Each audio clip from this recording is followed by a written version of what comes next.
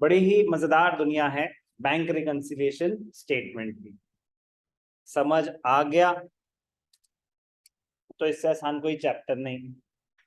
समझ नहीं आया तो अक्सर इसमें सब उल्टा ही कर रहे होते हैं। ठीक है ना, मतलब एक्सट्रीम्स में चलता है ये। या तो आपको पूरा सही बहुत कम एफर्ट्स में, या पूरा गलत उतने ही एफर्ट्स में। तो एफर्ट्स तो बड़े कम लगेंगे, बट अगर दिमाग में छप गया कि हो क्या रहा है, सबसे सबसे सबसे स्कोरिंग चैप्टर हो सकता है ये, हो सकता है ये, प्रोवाइडेड आपको समझ आ जाए कि हो क्या रहा है, उनकी रिक्वायरमेंट क्या है।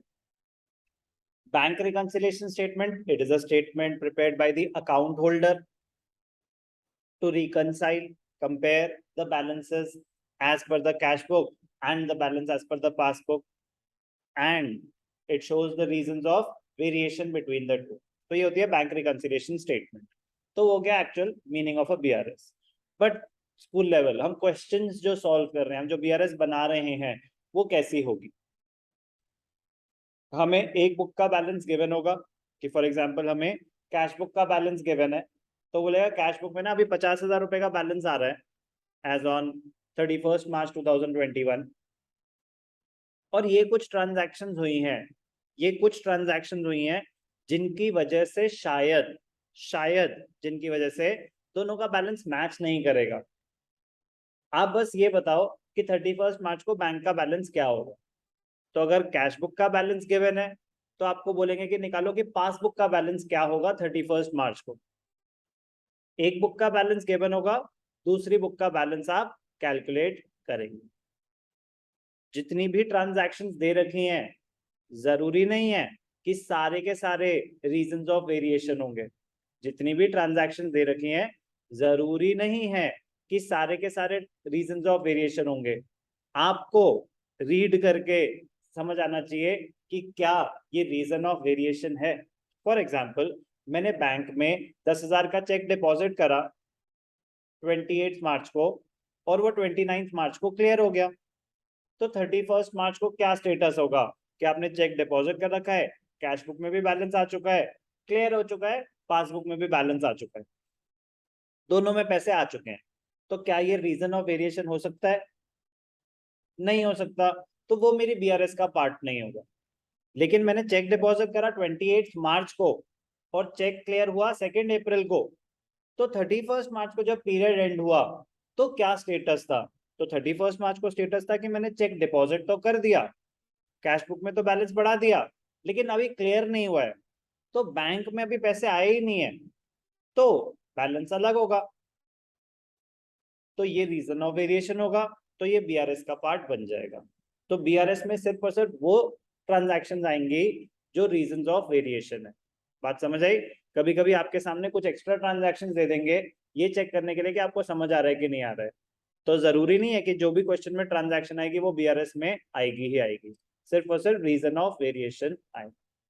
ओके, पहली चीज, हमें एक बैलेंस गिवन होगा, हमें दूसरा बैलेंस निकालना पड़ेगा। ओके, एक एक करके शुरू करते हैं। तो फॉर एग्जांपल केस 1, हमें क्या गिवन है?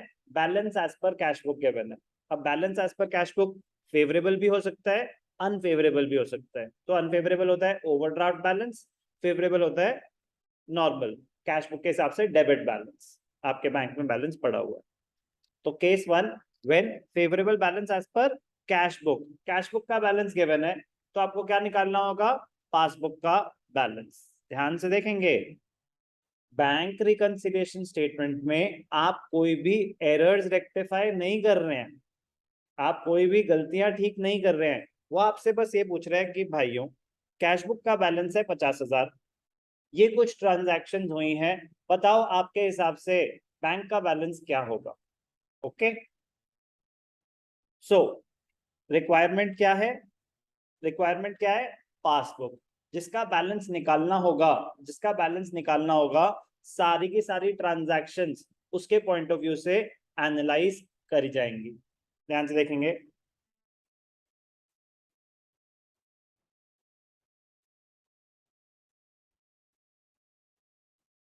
रिक्वायरमेंट क्या है? Balance as per passbook. Given क्या है? Balance as per cash book.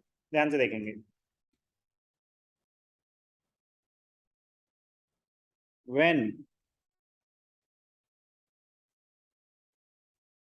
balance as per passbook, when balance as per passbook is required, all the transactions will be analyzed from the point of view of the passbook। जिसका भी balance निकालना है आपको उसके point of view से सोचना होगा। Okay, and all the changes will be made to the given cash book balance। जो भी एनालिसिस होगा वो किसके पॉइंट ऑफ व्यू से होगा? जो बैलेंस आपने निकालना है। हो गया एनालिसिस, ज्यादा है कम है क्या करें, प्लस माइनस जो भी करना है कि प्लस करना है तो किसमें करेंगे? जो गिवन है उसी में करेंगे, क्योंकि उससे हमें निकालना है पासबुक का बैलेंस। अभी पता चल जाएगा क्या बोल। किसी भी ट्रांजैक्शन की वजह से दो सिचुएशन हो सकती हैं, किसी भी ट्रांजैक्शन की वजह से दो सिचुएशन हो सकती हैं। ध्यान से देखेंगे, ध्यान से देखना, ध्यान से सुनेंगे please. If due to a transaction कुछ भी हुआ, अगर उस क्या सिचुएशन है, हमें कैश बुक का बैलेंस गिवन है और हमें क्या निकालना है? पासबुक का बैलेंस निकालना है। अब ध्यान से देखना, आपको ट्रांजैक्शन दी होंगी, आपको एनालाइज करना है कि उस ट्रांजैक्शन की वजह से पासबुक में बैलेंस ज्यादा आ रहा होगा या कम आ रहा होगा। यही हो सकता है। तीसरा मैंने आपको क्या बताया? एक्सेप्शनल सिनेरियो, कि वो बीआरएस का पार्ट ही नहीं होगा, कि वो रीजन ऑफ वेरिएशन ही नहीं है, वो भी बता दूंगा। पहला सिचुएशन, अगर किसी ट्रांजैक्शन की वजह से, फॉर एग्जाम्पल कैश बुक का बैलेंस कितना था? 50,000। जब महीना शुरू हुआ पासबुक का बैलेंस भी 50,000 था। मैंने चेक इशू करा, मेरा कोई भी मैंने काम कराया किसी से, मैंने चेक इशू करा, मैंने आरएफ को चेक इशू करा 20,000 रुपए का। तो जब मैं चेक इशू करता हूं तो अक्षता, कैश बुक कौन प्रिपेयर कर रहा है? अक्षता, कंपनी, बिजनेस एंटिटी हम खुद प्रिपेयर कर रहे हैं। और पासबुक सारा, पासबुक कौन प्रिपेयर करता है? बैंक। ठीक है, तो कैश बुक प्रिपेयर कर रही है सारा, बिजनेस एंटिटी, और पासबुक प्रिपेयर कर रहा है बैंक। अब क्या हुआ? ध्यान से देखेंगे,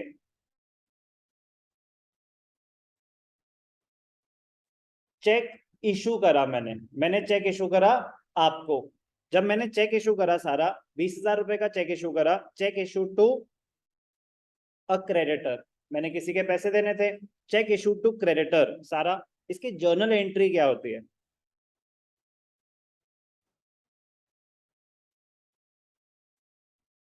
journal entry, cheque issue to creditor 20,000 सारा।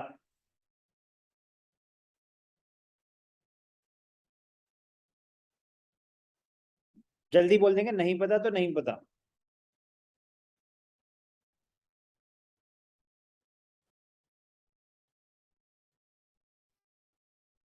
Check issue to creditor 50,000 20,000, journal entry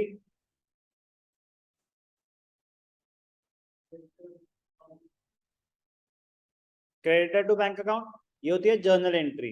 अगर कैश बुक बना रहे होते तो कैश बुक में क्या करते?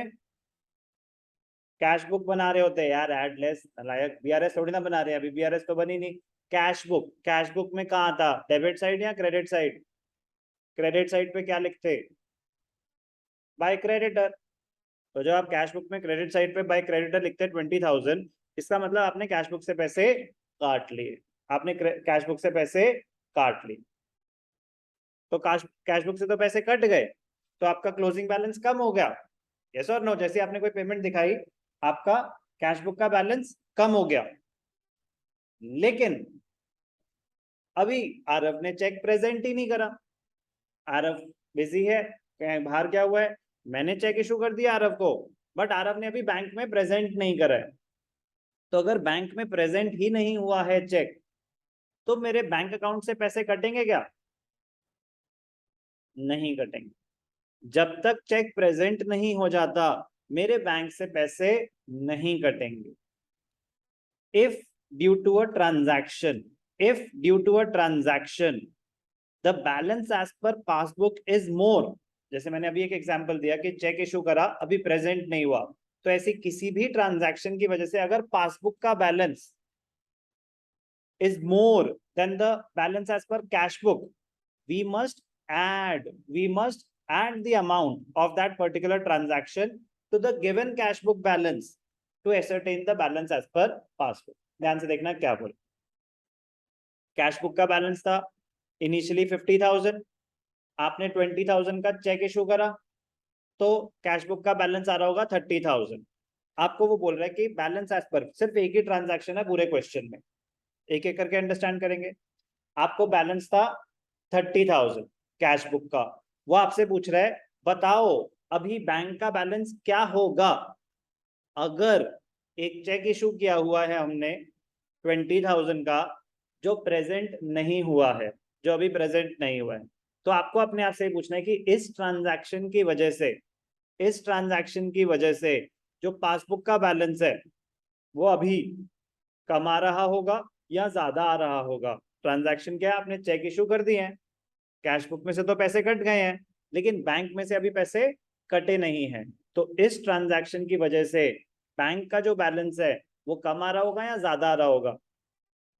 ज्यादा आ रहा होगा। तो आप यहां पहुंच गए कि if due to a transaction balance as per passbook is more, तो दो पार्ट्स में आप अपना सॉल्व कर पाएंगे बीआरएस को। तो पहला पार्ट यही होता है कि ये अंडरस्टैंड करना कि उस ट्रांजैक्शन की वजह से जो भी रिक्वायर्ड है, पासबुक रिक्वायर्ड है तो पासबुक के पॉइंट ऑफ व्यू से सोच रहे हैं हम, इस ट्रांजैक्शन की वजह से पासबुक का बैलेंस कम आ रहा होगा या ज्यादा आ रहा होगा?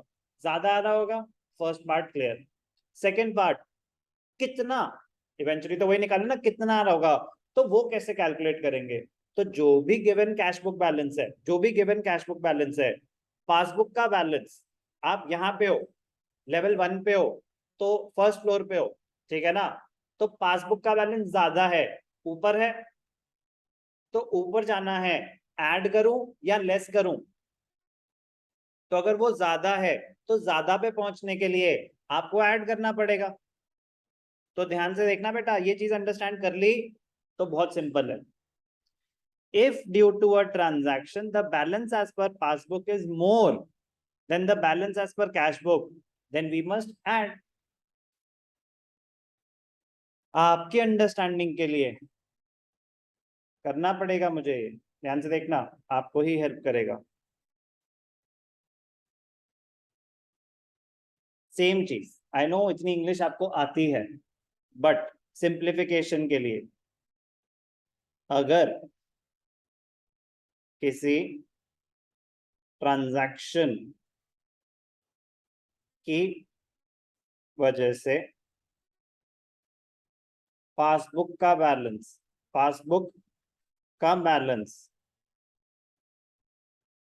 कैश बुक के बैलेंस से ज्यादा आ रहा है और हमें पासबुक का बैलेंस निकालना है, हमें क्या निकालना है? पासबुक का बैलेंस निकालना है।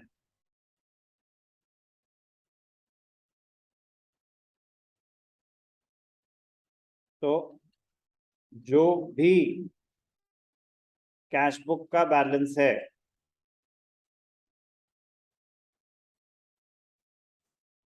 उसमें ट्रांजैक्शन का अमाउंट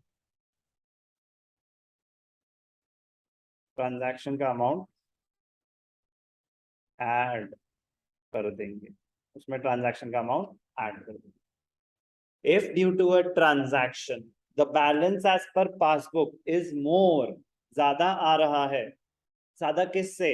कैश बुक के बैलेंस से।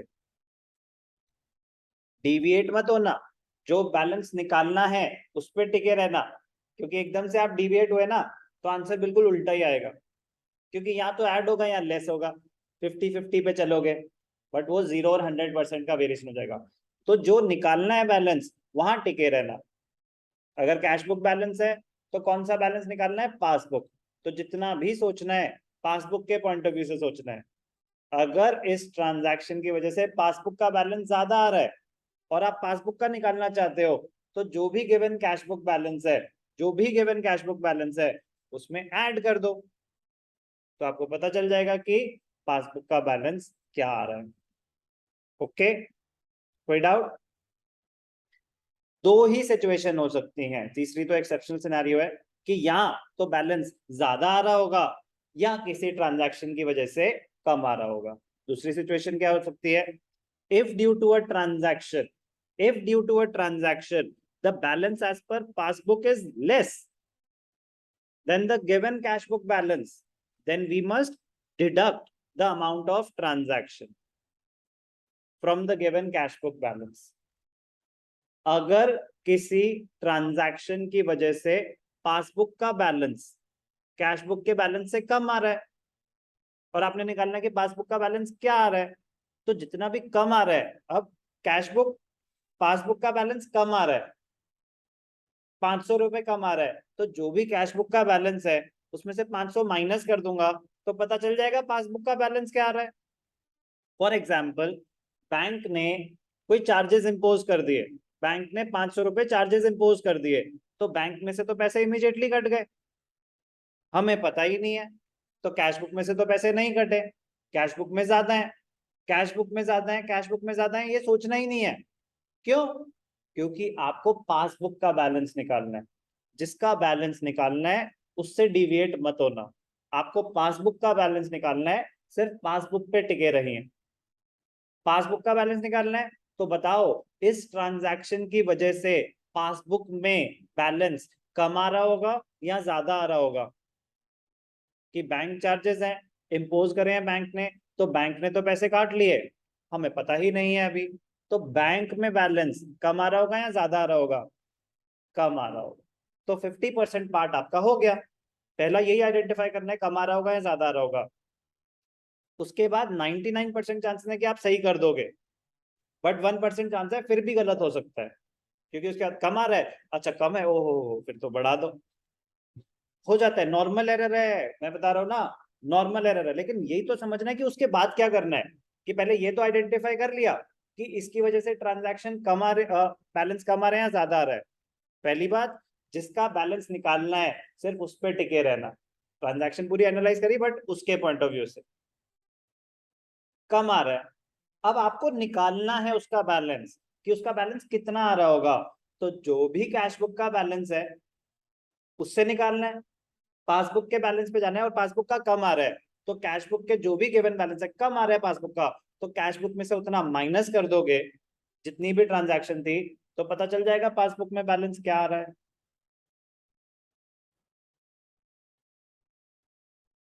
इंग्लिश टू हिंदी कौन सी क्लासेस होती है? रैपिड एक्स बहुत काम आएगा, क्योंकि मैं बता रहा हूं जब समझ आ गया ना बीआरएस, तो ऐसा लगेगा कि भाई काश ऐसे ही होते सारे चैप्टर्स, बहुत फास्ट कर पाओगे।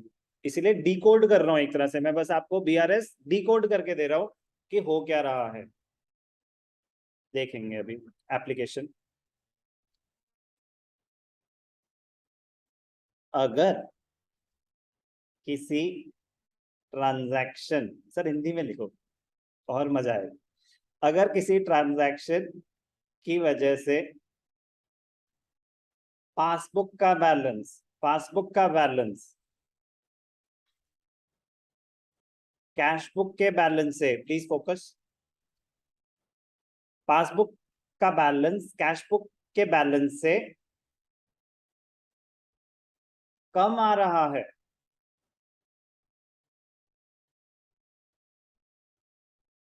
तो ट्रांजैक्शन का अमाउंट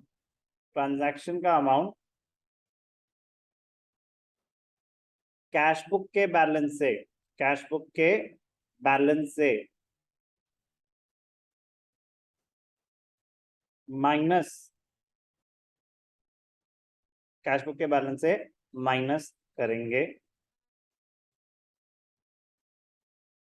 पासबुक का बैलेंस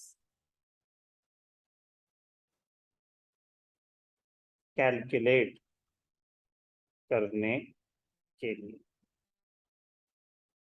अगर किसी ट्रांजैक्शन की वजह से पासबुक का बैलेंस ज्यादा आ रहा है, ज्यादा ऐड कर दो कैश बुक के बैलेंस में। अगर किसी ट्रांजैक्शन की वजह से पासबुक का बैलेंस कम आ रहा है, कम आ रहा है, तो चलो माइनस कर दो। सर कम आ रहा है ऑलरेडी, आप और माइनस कर रहे हो।